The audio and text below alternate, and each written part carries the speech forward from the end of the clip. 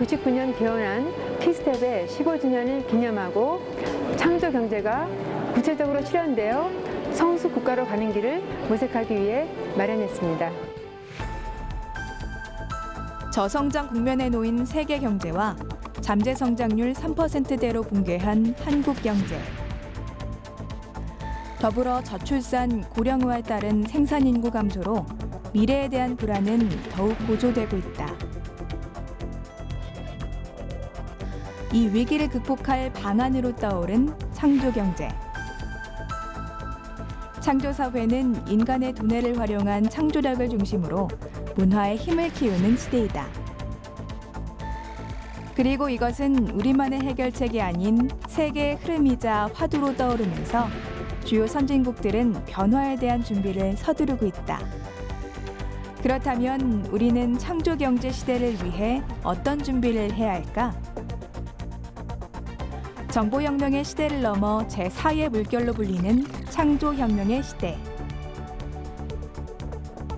창조 경제를 실현하는 과학기술 정책에 대해 들어본다.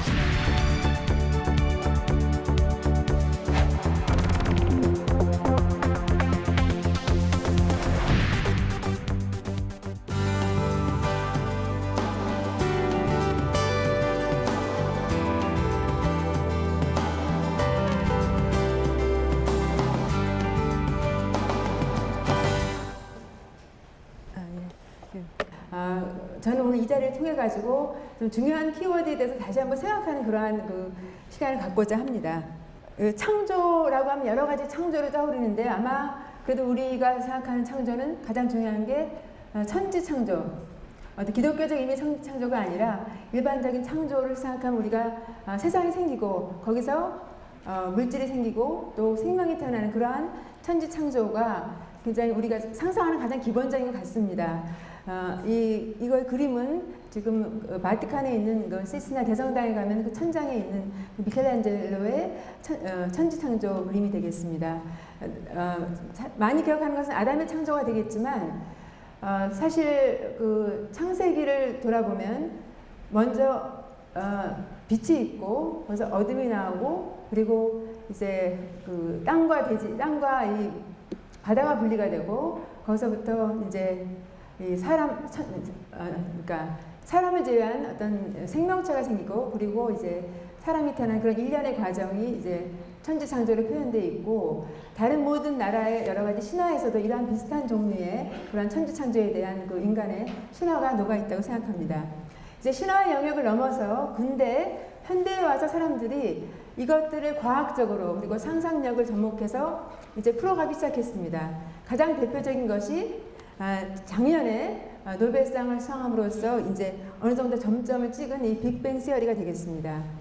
아주 오래전에 한 135억 년 전에 그 에너지가 무한대로 있는 어떤 특이점에서부터 폭발이 시작해가지고 거기서 에너지가 나오고 그것이 이제 시간이라고 하는 게 아마 10의 마이너스 43초 이상이 지나서 거기서부터 그 지금 우리가 원자라고 하는 그 소립자를 구성하고 있는 쿼크 등이 나와서 그 쿼크가 다시 이제 무거운 전자 그리고 원자 더 무거운 원자로 가는 과정 그리고 우주가 생겨나는 과정이 빅뱅 시어리에 녹아 있고 에너지가 없는 그 빛에다가 질량을 부여하는 숨겨진 입자 힉스가 작년에 발견돼서 노벨상을 찍음으로써 이제 그 천지 창조의 물질 부분에 대한 완성은 어느 정도 과학적으로 되어 있다고 생각합니다. 그런데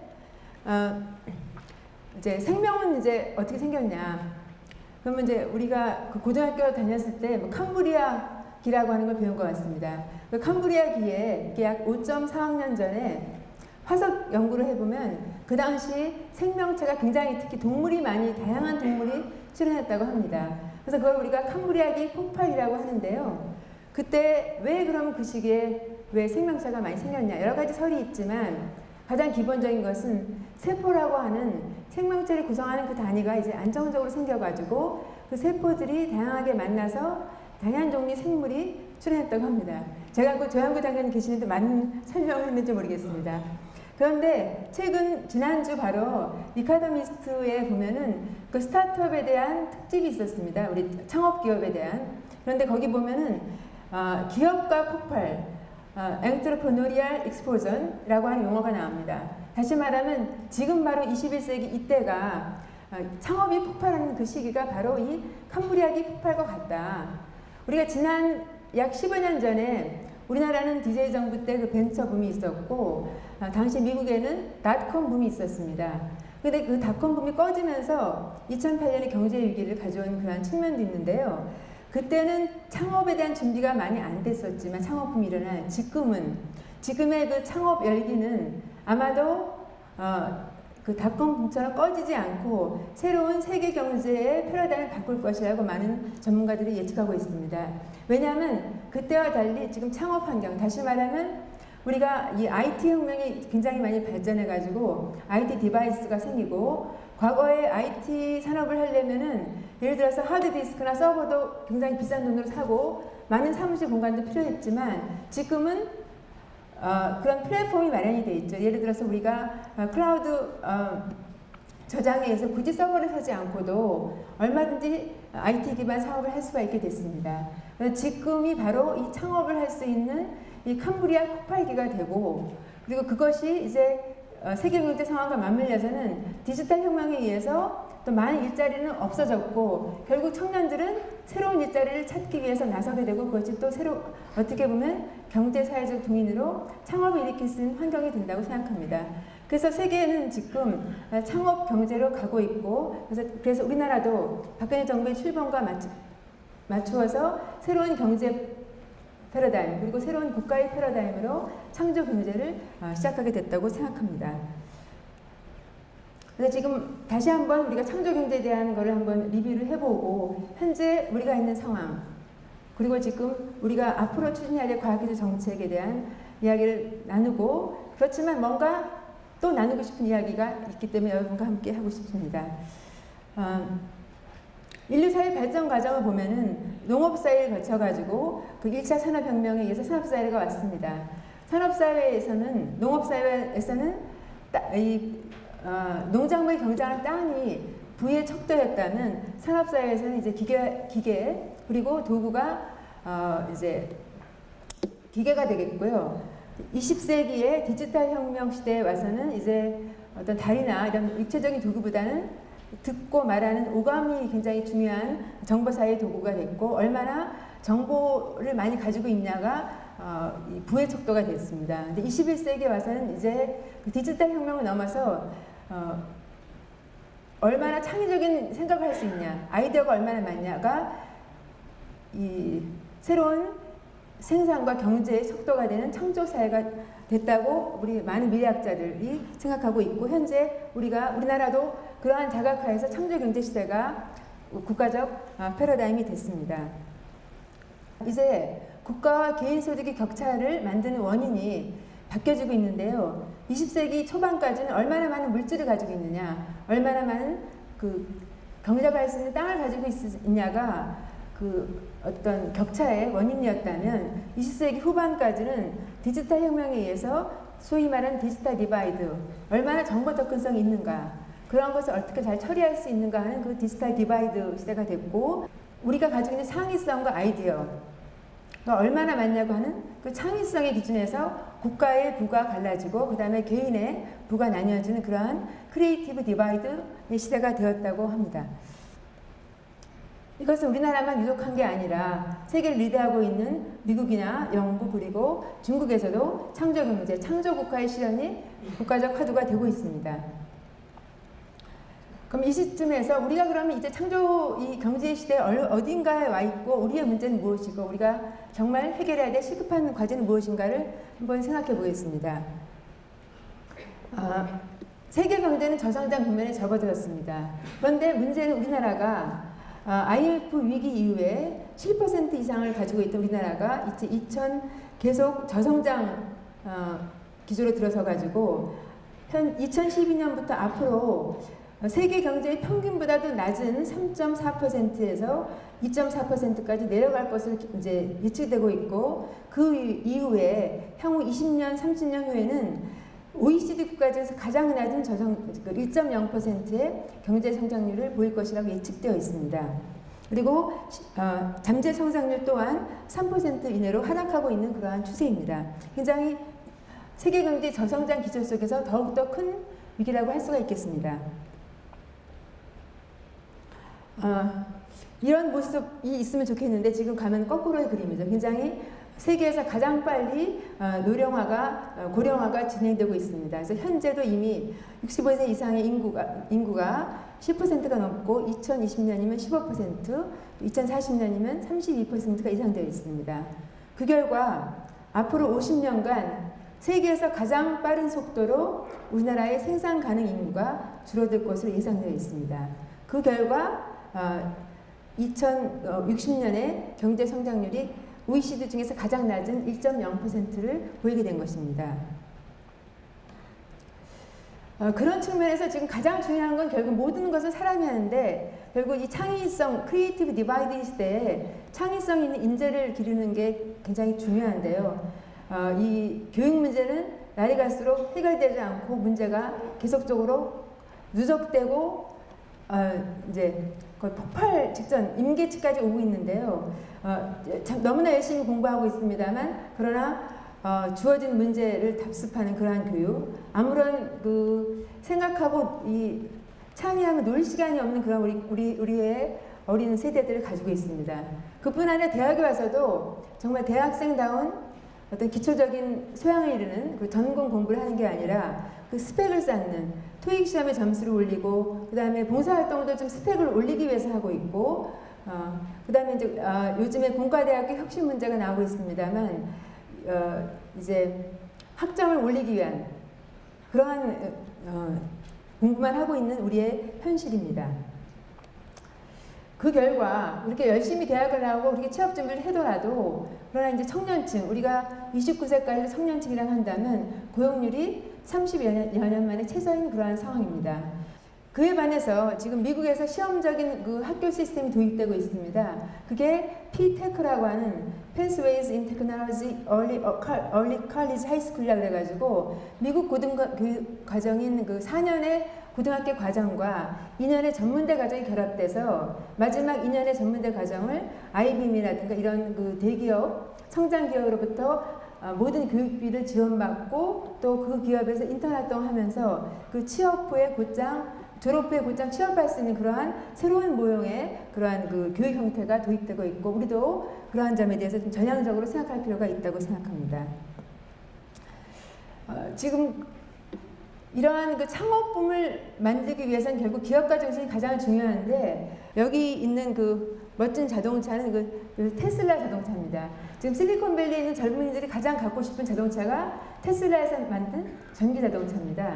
근데 그 전기 자동차의 그 이름을 왜 테슬라라고 했냐면 바로 그 혁신적인 기업가 정신을 보여준 그 니콜라 테슬라를 기념하기 위해서입니다. 테슬라는 우리가 살고 있는 20세기 문명을 가져다준 굉장히 혁신적인 발명가가 되는데요. 전기가 발명한 이후에 이거를 이제 모든 대중이 함께 쓰기 위해서 전기를 수송해야 되는데 그때 직류를 할 것인가 괴류를 할 것인가 상당히 큰 논쟁이 있었습니다. 그 다음에 본인이 우리 이 인터넷 시대에 기반이 되는 무선 에너지 통신 기술을 발명했는데 그거를 모든 인류와 그 다음에 가난한 사람들을 위해서 특허를 받지 않고 그 기술을 개방해서 오늘의 20세기, 21세기가 있게 했던 그런 혁신적인 기업가가 되겠습니다. 대표적으로 이 창업가를 배출하고 있는 MIT와 스탠포드 출신의 창업기업의 영향력을 보더라도 MIT 출신이 만든 기업이 약 2만 5천 개가 되고 그들이 330만 명의 고용인을 창출하고 그리고 매출액이 1조 6천억 달러가 되고 있습니다. 그러니까 2천조가 되는 거죠. 마찬가지로 스탠포드도 약 4만 개의 기업을 창업해서 540만 명의 새로운 그 직업인을 창출하고 그리고 매출액 또한 1조 2,700억 달러라고 하고 있습니다. 우리가 알고 있는 많은 기업들, 휘렛퍼커드라든가 구글, 야후 이런 것들이 바로 스탠포드 출신이 설립한 창업 기업에서부터 시작되었습니다.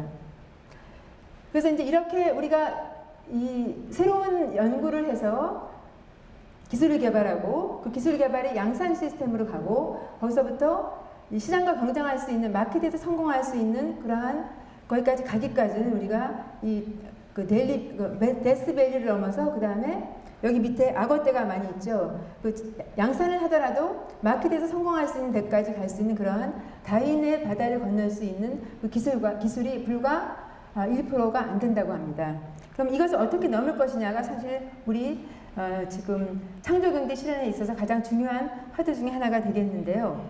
작년에 노벨상 수상한 그 랜디 슈앵만과 그리고 피터 힉스는 현재 방식의 즉 전월 중심의 평가와 전월 중심의 그 R&D 사업에 대해서 굉장히 회의적인 말씀을 했고, 그래서 얼마 전에 작년에 그 샌프란시스코 디클러레이션 온 리서치 어세스먼트 그래가지고 이제 그 세계의 유수한 과학자들이 모여서 이제 더 이상 논문 중심의 그러한 평가 시스템에 참여하지 않겠다. 이제 그것이 전부가 아니다. 바로 다른 질적 성과들 그리고 그것이 새로운 창업과 새로운 시장을 만드는 다른 방법의 지표를 우리가 스스로 도입해야 된다는 그러한 과학자 선언을 한 바 있습니다. 이러한 것들이 이제 우리 과학기술계, 연구개발계에서 몇 가지 중요한 화두가 되겠습니다. 그리고 또한 이제 수도권 집중 문제가 우리나라의 경우에 있는데 여러 가지 방법으로 수도권 규제를 하더라도 오히려 최근에는 기업 중심으로 해서 우수한 연구 인력이 판교 이북에 서울로 향하고 있습니다. 그럼 지역 경제는 어떻게 할 것인가? 그것이 우리의 또 하나의 숙제가 되겠습니다. 다 알고 있듯이 지난 90년대까지 노동집약적 산업에서부터 이제 기술집약적 산업을 해서 우리가 이만큼 성장했고 2000년대에는 다행히 스마트폰을 비롯한 융복합 상업을 성공해가지고 여기까지 왔습니다. 그런데 앞으로 10년 후 20년 우리가 무엇을 가지고 먹고 살 것인가가 아직 숙제고 우리가 모르고 있는 상황입니다.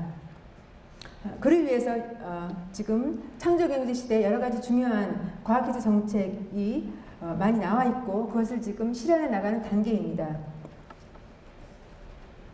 간단하게만 말씀드리면 다 많이 들어보셨기 때문에 가장 중요한 것으로서 정부는 창조경제 실현 계획과 그리고 작년 여름에 7월에 제3차 과학기술 기본계획을 세워가지고 1년에 그 정책적 방향성을 가지고 이러한 것을 하려고 합니다.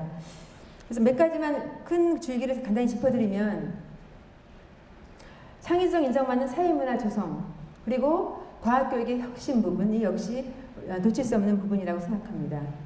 그리고 혁신 역량 강화가 있겠는데요. 대학의 경우에는 창업 기능 강화하는 부분 그리고 중소 중견기업의 경우에는 이제 과거에 인적 물적 지원 중심에서 자체의 혁신 역량 강화하는 그러한 정책이 되어야 될 것입니다.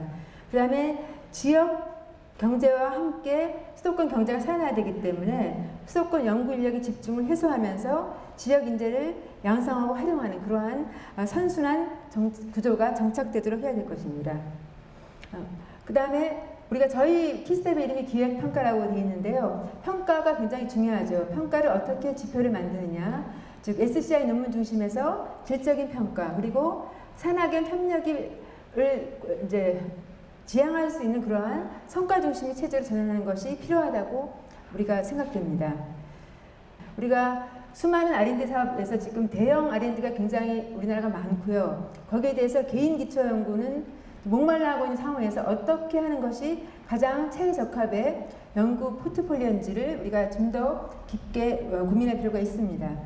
무엇보다도 안정적 지원 체계가 중요한데요. 지금의 미국이 있게 한 여러 가지 원인 중에 있겠지만 세계 유수의 과학기술 그리고 대학이 2차 세계대전 이후에 생겼습니다. 그 근간에는 여기 나와 있는 그 원이바 부시 2차 세계대전 종료 후에 루즈벨트 대통령의 명을 받아서 이 2차 세계대전으로 인해서 유럽에서 넘어온 그 우수한 과학자들과 그동안 맨하탄 프로젝트로 누적된 과학기술 성과를 어떻게 이어가실 것인가를 고민했고 그 결과 나온 정책으로 지금 미국의 NSF가 생겼고 그 근간은 뭐냐면 결국은 얼마나 많은 서포트를 하더라도 우리가 안정적으로 지원할 연구 자금이 있어야 되고 연구 독립성을 인정해야 된다는 것이 그 사이언스 디 엔들리스 프론티어의 기본 기조였고 그 정신하에서 미국의 과학기술이 발전해 왔습니다. 그다음에 우리가 이 과학기술이 이제 과학기술뿐만 아니라 그 사회문제 해결을 위한 과학기술이 돼야 되겠고, 그를 위해서 지금 범부처 작업도 진행되고 있습니다. 그다음에 우리가 이제 그 원자를 받던 나라에서 원자를 주는 나라가 된 입장에서 이제 그냥 물질만 주는 그러한 ODA가 아니라 과학기술 ODA가 필요하다고 생각합니다. 그래서 이런 아까 말씀드린 부분은 그동안의 화두였고 꼭 해야 나가야 될 부분입니다. 가장 중요한 거는 사실 우리나라 대학생한테 창업하겠냐고 물으면 10%도 안 됩니다. 여러 가지 원인이 있겠지만 저는 도전을 할 필요가 없는 이상한 고용시장이 우리나라에 있기 때문이라고 생각합니다. 다시 말하면 요즘에 지탄의 대상이 되고 있는 공무원, 공공기관 너무나 안정적입니다. 일단 그 시장에 진입하기만 하면. 그래서 이렇게 도전이 있는 창업시장에 나오지 않습니다. 또 마찬가지로 그래서 공무원 시험에 응시하는 사람이 이제 2013년에 부급 공무원 20만 명, 그 다음에 교원 시험에 응시하는 학생들, 또 모든 각종 시험에 응시하는 학생들이 1년에 50만 명입니다.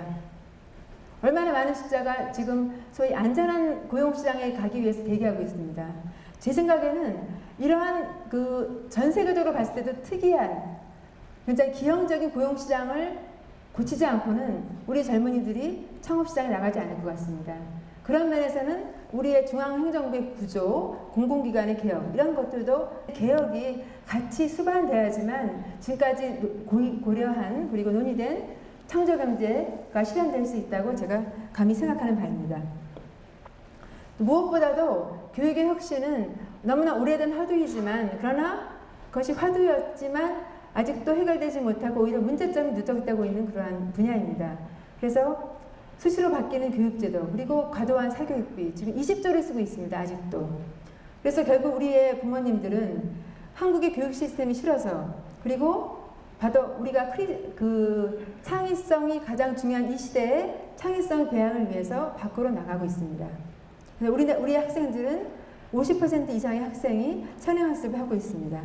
최근에 화두가 됐던 문이과 융합조차도 결국은 교육부가 꺼내고 나서 다시 미뤄둔 그러한 상황입니다. 그래서 이 대학도 마치 고사 강의실의 연장으로서 이제 취업학원이 되고 있는 이런 현실입니다. 마지막으로 제가 국회에 있을 때 학교체육진흥법을 만들어서 학교에서 아무런 스포츠도 하지 않고 오로지 기능 위주의 체육만 하는 것에 대해서 이제 법으로서 모든 학생이 스포츠를 초등학교부터 대학교 갈 때까지 계속 할 수 있는 법적 제한을 만들었는데 우리의 경우에도 교육혁신 전체가 힘들다면 우리의 과학기술계가 나서서 과학교육 부분만이라도 법을 만들어서라도 끌고 와야 되지 않을까 그런 생각을 감히 해봅니다. 왜냐하면 지금 다시 교육부와 미래창조과학부로 과학교육을 담당하는 부서가 나뉘어졌기 때문에 굉장히 이원적인 구조화에서 과학교육이 진행되고 있고 이렇다면 우리가 꿈꾸는 창조경제, 창업국가도 굉장히 실현하기 힘들지 않을까 그런 걱정을 하면서 사실 혁신적인 과학기술에 나서서 무언가를 하지 않으면 안 된다고 생각합니다.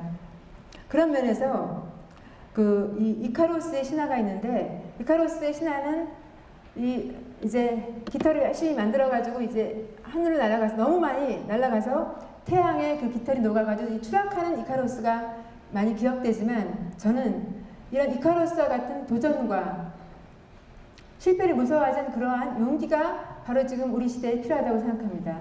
그런 면에서 또 이카로스가 찾았던 그 태양 이외에 우리가 지금 국가가 추격형 경제에서 창조형으로 선도형 패러다임으로 가고 있을 때 우리의 젊은이들이 우리 모두가 나서서 새로운 태양, 새로운 국가 패러다임을 만드는데 함께 했으면 하는 바람입니다. 끝까지 경청해 주셔서 감사합니다.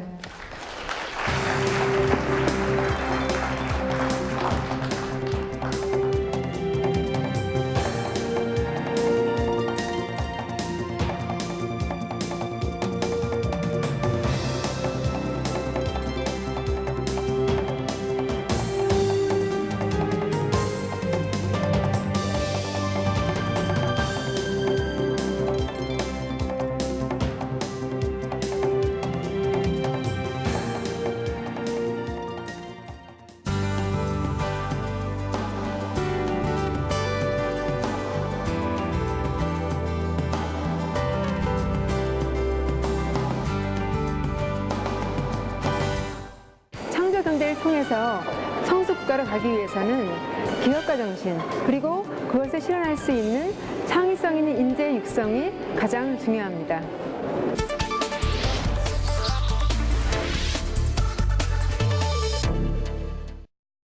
창조경제는 결국은 사람이다, 이런 제목으로 창조경제를 지속적으로 하기 위해서는 결국은 교육이 바뀌어야 되고, 교육이 바뀌려면 사회 전체 인식이 좀 바뀌어야 창조경제가 지속적으로 갈 수 있다, 이런 내용을 하려고 합니다. 대학 진학률 80%. 하지만 우리나라 청년층의 고용률은 30년 만에 최저치를 기록했다. 불이 꺼지지 않는 고등학교 교실에 스펙 쌓기의 낭만을 잃어버린 대학 캠퍼스. 창의성을 중심으로 창조 사회를 열어가야 할 우리에게 교육의 변화는 절실하다.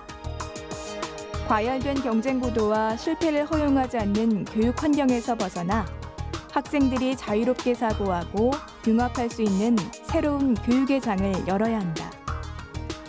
창조경제의 성공적인 실현은 인재에 달려있다. 창의적인 인재를 양성하는 대학의 역할에 대해 들어본다.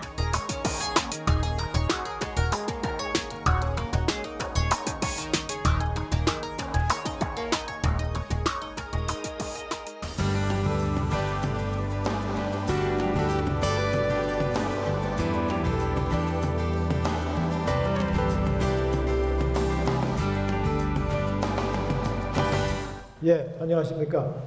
제가 말씀드리려고 하는 거는 창조경제가 지금 화두인데요. 창조경제를 단순하게 단기적으로 생각하는 게 아니라 우리가 결국 우리 사회가 장기적으로 창조경제로 진입을 해야 되고, 그걸 성숙이 돼야 되려면은 서스테이너블 해야 되는데, 그걸 하기 위해서는 결국은 사람의 창의성이 제일 중요한데, 그 창의적인 인재를 기우는 거는 결국 교육이 아니겠습니까? 그래서 제목을 그렇게 결국은 사람이다, 이렇게 제가 붙였고요. 또 그래서 교육을 바꾸려고 하면 사실 우리 사회에서 우리 사회의 인식이 바뀌어야 교육이 바뀝니다. 교육의 문제점은 여러 가지 문제점 잘 알고 계시겠지만, 그래서 그런 면에서 제가 결론적으로 말씀드리려고 하는 거는 결국은 우리 사회가 같이 바뀌어야 모든 게 해결이 된다, 밑뿌리부터. 그런 거를 말씀드리려고 합니다. 그거의 하나로서 저희 광주학위원회에서 하고 있는 그 교육에 대해서 하나의 예로서 좀 소개해 드리려고 오늘 이 자리에 제가 섰습니다. 그래서 현대사회 인재상은 우리가 사회 구조의 변화를 보면은 그 옛날에는 이제 세습사회였죠. 세습사회에서는 신분이 세습되고, 그러다가 이제 산업화가 되면서 학벌사회가 되었습니다. 우리나라가 짧은 시간 동안에 이 산업화 시대를 통해서 경제 발전을 이루었습니다. 그러나 아직도 이제 21세기는 잘 아시다시피 지식 기반의 정보화 시대로 들어섰는데, 우리 사회가 아직도 옛날에 이 학벌 사회에서 이 프레임에서 벗어나지 못하고 있다. 그래서 빨리 우리가 지식 기반의 창조 경제 시대로 들어가야 되고, 그런 시대의 특성은 학문도 융복합 학문이 되고, 개인의 다양성이 존중되고 개인의 창의성이 중요한 그런 시대가 될 것이다. 그거를 대비한 교육을 우리가 시켜야 되겠습니다. 그래서 그 미국에서 얼마 전에 서베이 한 건데요.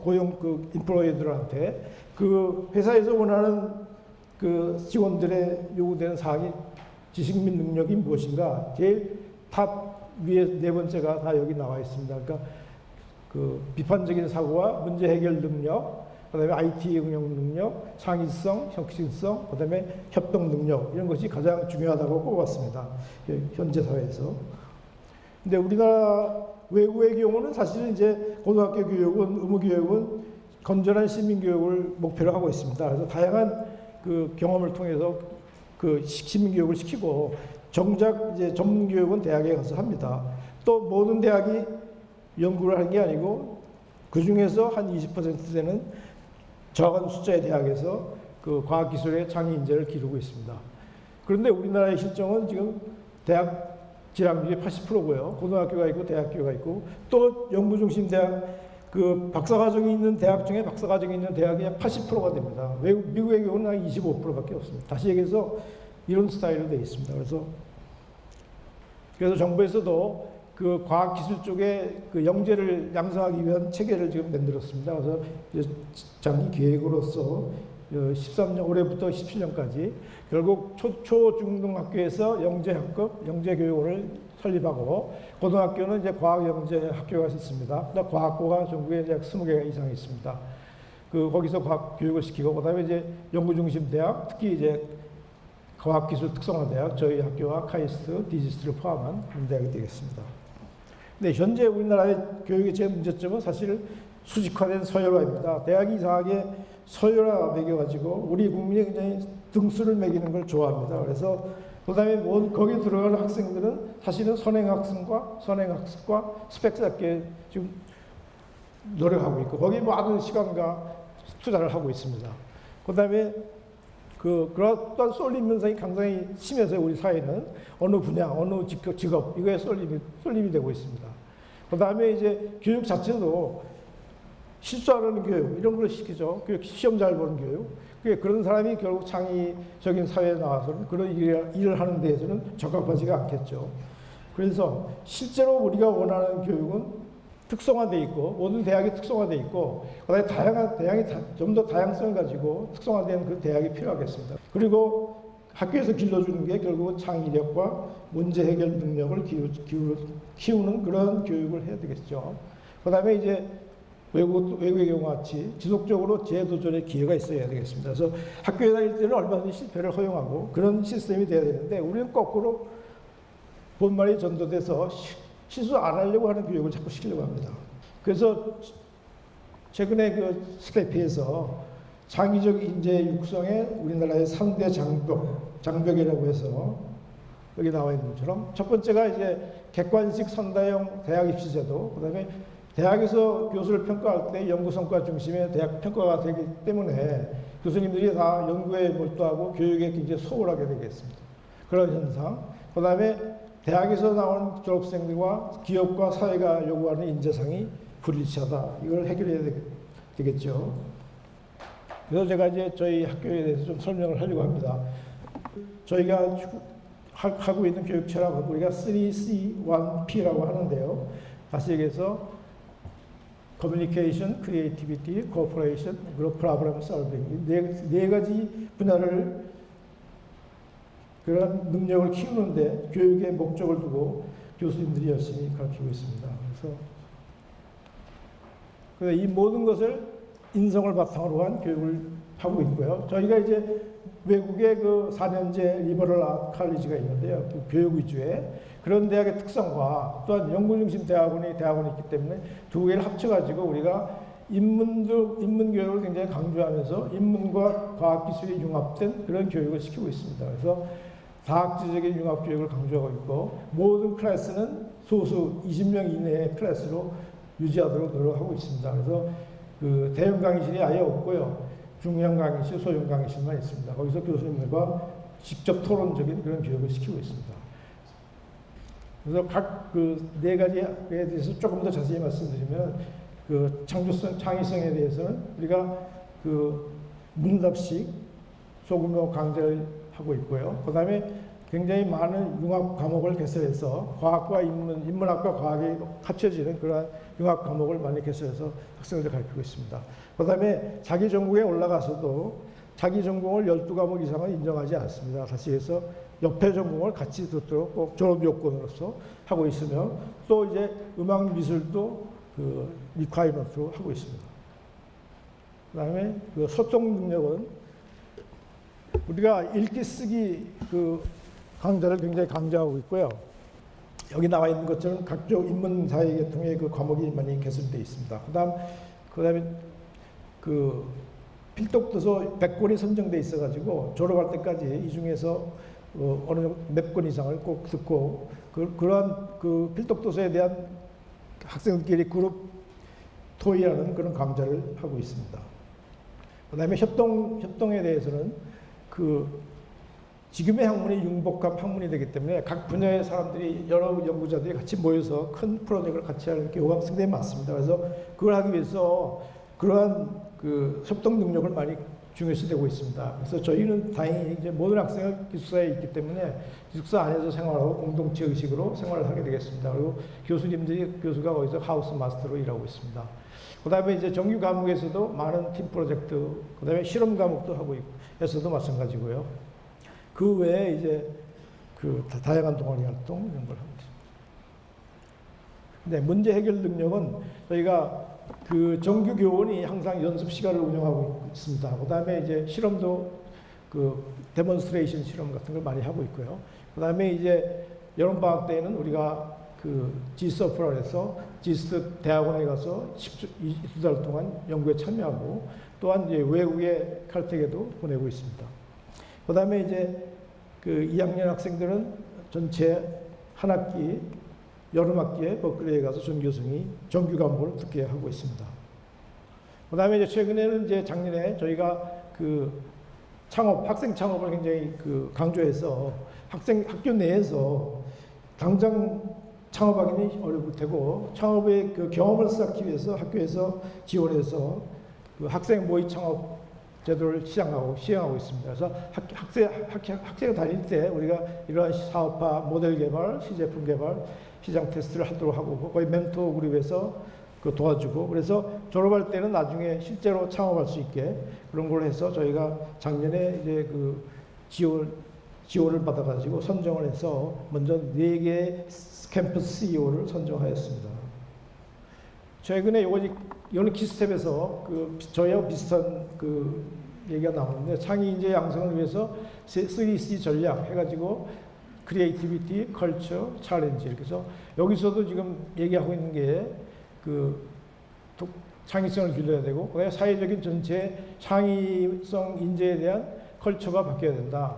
그다음에 창의 문화 조성이 된다. 이런 결론을 내리고 있습니다. 그래서 제가 말씀드리고 있어 마지막으로 제가 말씀드리고 하는 건 창조경제에서의 대학의 역할 어떤 것을 해야 되느냐. 그래서 먼저 창의 인성 교육을 강화해야 되겠습니다. 그래서 저희가 생각하고 있는 것은 창조경제에서 요구되는 신기술 개발과 새로운 기술 혁신에 필요한 그런 능력을 키우는 교육을 하고 그다음에 그런 것이 또한 개인뿐이 아니라 자기가 하는 일이 국가와 사회에 공헌할 수 있다는 그런 인성 교육을 같이 시키려고 합니다. 그다음에 융합 교육과 창업 교육 그래서 글로벌 경쟁 시대에 맞는 융합 지식을 교육을 강화시키고 인재 양성에 맞춘 교육을 시키고 있습니다. 또한 이제 대학의 역할에서 이러한 창조 경제를 이끌어가기 위해서는 결국은 특성화된 그런 대학을 세계 정상급 대학으로 육성하도록 정부에서도 지원하고 저희 자체도 노력을 해야 되겠습니다. 그 다음에 이제 저희 학교가 저희 우리나라 교육 시스템에서 문제되는 것이 이제 그 대학과 그 산업과의 그 연계성인데요. 그래서 결국은 교육과 연구와 고용이 순환될 수 있는 그러한 구조로 갈 수 있도록 우리가 수요자 중심의 그러한 중심의 그 능력을 가진 학생을 키우도록 노력하는 것이 그렇게 해야 된다고 저는 생각합니다.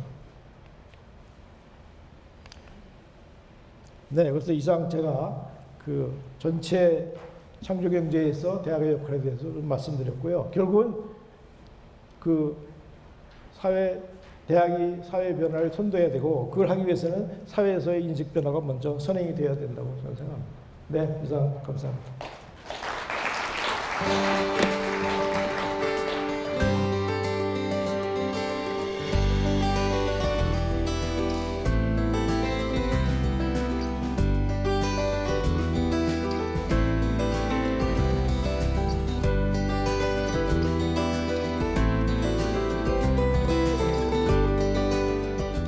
창조경제는 개인의 아이디어가 산업화되는 것을 기반으로 해서 새로운 산업이 창출되는 것을 그런 경제의 기반이 되는 것입니다. 그거를 완성하기 위해서는 결국은 사람의 개개인의 능력이 창의성이 발휘되어야 됩니다. 그러면 개개인의 창의성을 기르기 위해서는 결국은 교육이 바뀌어야 되고 교육이 바뀌려고 하면은 결국은 사회의 인식이 바뀌어야 거기서 출발한다. 이런 내용으로 생각하고 있습니다.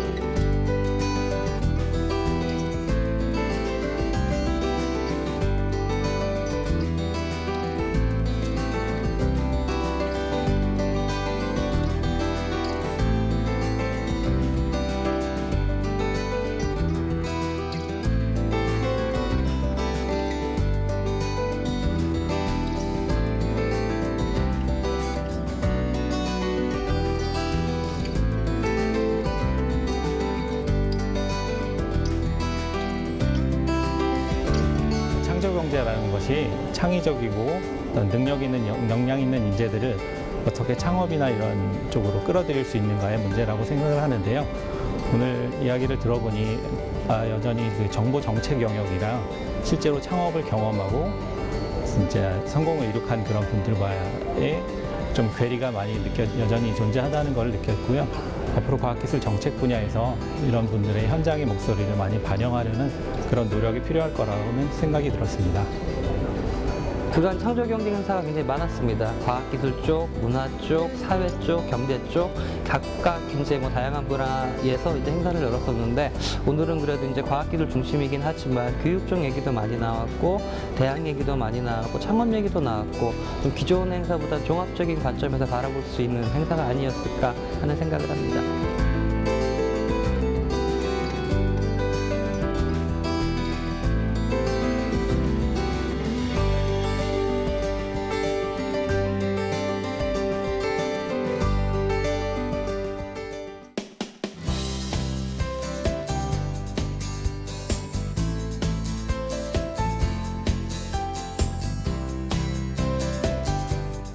창조 경제가 꽃이 피기 위해서는 무엇보다 그 뿌리가 되는 기초가 이제 튼튼해야 됩니다.